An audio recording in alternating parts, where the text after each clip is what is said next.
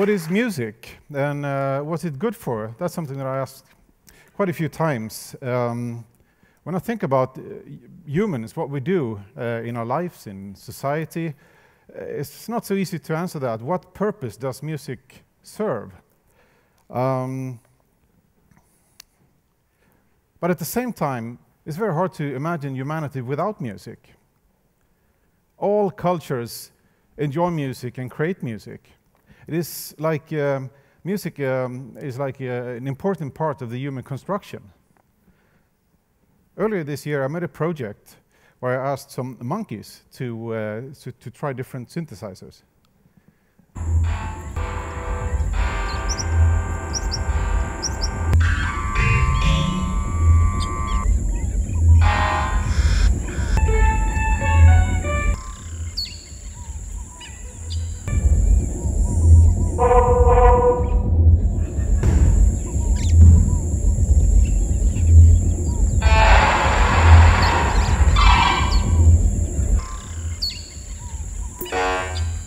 Well, as you can see, they didn't come up with much.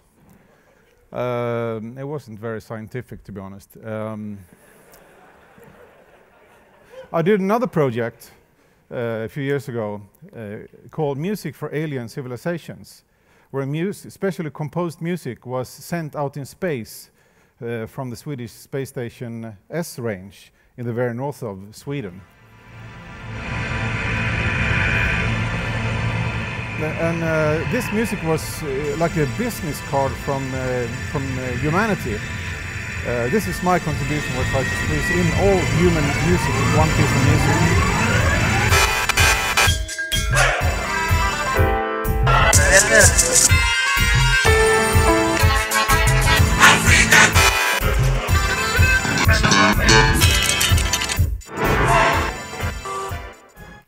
This was sent out 4 years ago from the main antenna at the S-range, and now it has traveled 4 light years. And I'm waiting for a reply.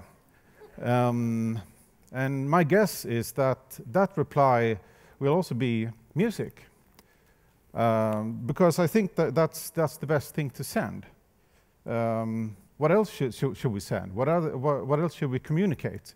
When we humans, when we communicate with language, we very often misunderstand each other. But music can never be misunderstood. If I went to Borneo to hook up with headhunters in the deep jungles of Borneo, we would have very little in common. We wouldn't understand each other's language, we wouldn't understand the body language or the cultural context. But if I would play my song, they would understand. And if they would play their song, they will immediately understand, because music can never be misunderstood.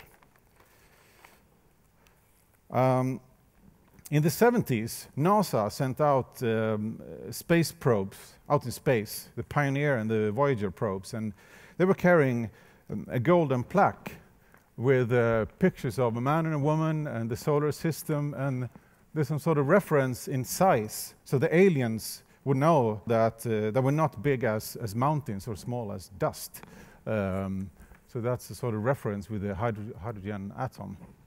And it also carried a vinyl disc made of gold. On the flip side, there was a reference in speed, also built on the hydrogen atom, so that they will know what speed to play the record, which holds sounds from Earth. Some nature sounds, and the word hello in 50 languages, and a lot of music, stretching from Bach and Mozart to Chuck Berry and Beatles, and a lot of folk music. So music is probably the best thing to send. And I'm thinking, because music is so special for us, maybe music is unique for our species. Maybe it's not that we know how to make music because we got civilized. Maybe we got civilized because we first learned how to make music. That's what I'm thinking. In this novel by Hermann Hesse called The Glass Bead Game, there's some sort of future super intelligent priests or scientists or philosophers, and they play a game called the glass bead game, where they play with concepts within science and art and music. And to be honest, I never really understood how that game, how that worked, but I found it really fascinating. Some sort of future humans that can work with, that can play with all disciplines within science and art as a game. So, I mean, now we see a new human being born. It's like human 2.0, a digitally enhanced human with access to an abundance of information and all science, art, music, very accessible, connected to the world with one of these. So I'm working on a game called Soiox. It spells X-O-I-I-O-X. And this is a game for this new human 2.0. It's like chess, with pieces that have different values, but they're not still. They move all the time. It's like chess on ice. But at the same time, it's a musical instrument. So their movement create music, and the music is always changing, and the layout of the game is always changing. So it's a very tricky, very complicated game. And it's also a strategic game. So I'm thinking a good strategy creates good music, and maybe creating good music will create a good strategy. I made a project called Music from the Future, where I asked a number of composers to create music the way it will sound in the future. And those possible futures, depending on factors like climate changes or technological breakthroughs or economical superpowers, and the music was created from that. And I'm going to play an example of what the music will sound like in 2050 in Africa, when rich or like middle-class Chinese tourists go to Africa to spend their holiday, which is a very likely future because China is doing a lot of investment in Africa right now. And when the Chinese popular music from that time will blend with the African popular music from that time, it sounds like this.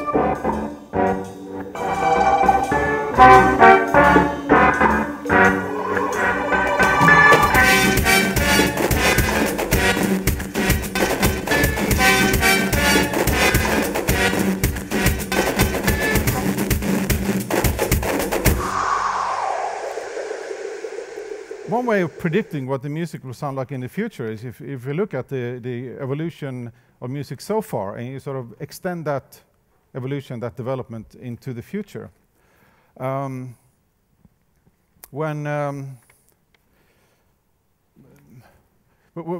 example, when the saxophone was introduced in music, it was people thought it sounded terrible, and the electric guitar was the same thing. When jazz music introduced blue notes, people thought it sounded terrible. And then from there, music has become more and more complex. That has been the development, more and more complex. So where will it all end? Will all music be like noise, like infinitely complex? I don't know. I mean, if you listen to the sound of water in a creek, or the sounds of waves against the shore, is infinitely complex, and it's changing all the time. It is noise, but most people would agree that it sounds beautiful. So maybe natural sounds is the ultimate music. I don't know. I'm working with a project with an ethnologist called Elin Franzén. And we want to explore if we can change people's attitude towards disturbing city sounds by making it to music. We call this project Oljud Stockholm, or Stockholm Noise. And the idea is that if you listen to the sounds around you in a big city with critical big city ears, you will find most of the sounds disturbing and life is tough. But if you listen to the same sounds as if they were music, life becomes much easier, and you might even find the sounds interesting. We made a project where we asked 5 different artist to remix the 5 most annoying big city sounds in Stockholm. And a duo called NoiseBud, actually called NoiseBud, they made a remix of the very irritating sound of an open McDonald's kitchen. And they recorded the sound of the kitchen, took those sounds, and the music is made only by those sounds. Then we asked them to perform the song at McDonald's.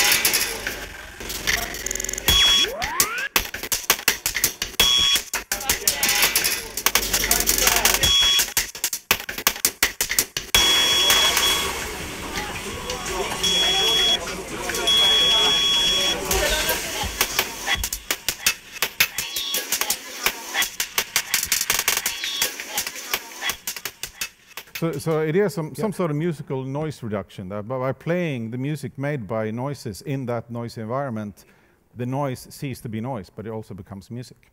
So if this works, because I think it really works, why don't we put big, like city noise remixes on loudspeakers all over the city to make the life more tolerable? Because there is one group of people that needs the sounds as they are. They need them not manipulated, and that is blind people. In our modern society, we made life easy for us to move around, to find our way, mainly using visual means. There are signs all over. So we almost forgot how to use our ears. I mean, not a long time ago, we were all hunters. We needed our ears to find food or not become food. And we sort of forgot how to use those skills, but blind people, they have no choice but to trust their ears. So I came up with this idea that it would be really cool to have a game where you played with a ball game where you don't play with a ball, but with sounds and music. So me and 2 colleagues called Magnus Fränning and Jonathan Liljedahl, we made a game called InvisiBall, because there is no ball. And you play the game with between 4 speakers, like this. You play with a racket, looks like this. And the ball is represented by sound. And the racket plays a melody. So if the racket is high, it will be a high tone. Low is a low tone. And the topic for the players is to match the pitch of the ball and the pitch of the racket at the right depth and at the right width, like this. It's a quite difficult game, and the main reason for that is that it's so hard to not to see, to give up your eyesight and totally trust your ears. So that's the reason today we have one fully seeing player, Kristoffer, and we have one with that is visually impaired, Fredrik. Fredrik has some eyesight, so both players will play blindfolded. This is a game that you play blindfolded. So first, Fredrik gets battery on his arm. And the battery feeds the racket that beams infrared light in all directions. And the infrared light is tracked by, there you go. It's tracked by sensors, which is the net, like this.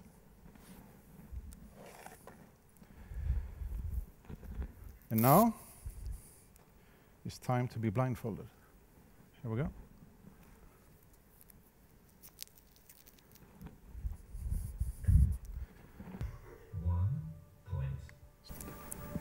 Here we go. Fredrik is player number 1. Player number 1. Here we go. It's your serve. Serve.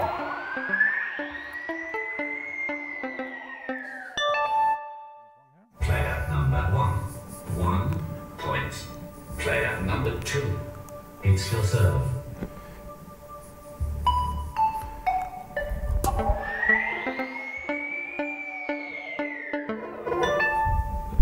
Player number 2. 1 point. Player number 1. It's your serve.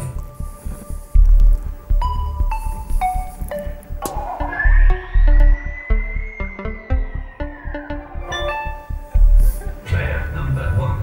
2 points. Player number 2. It's your serve.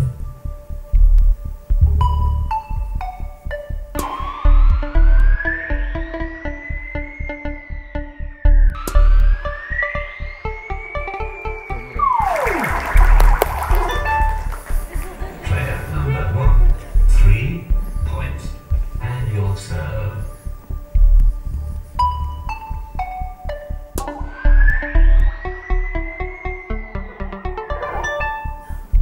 Player number No, never mind.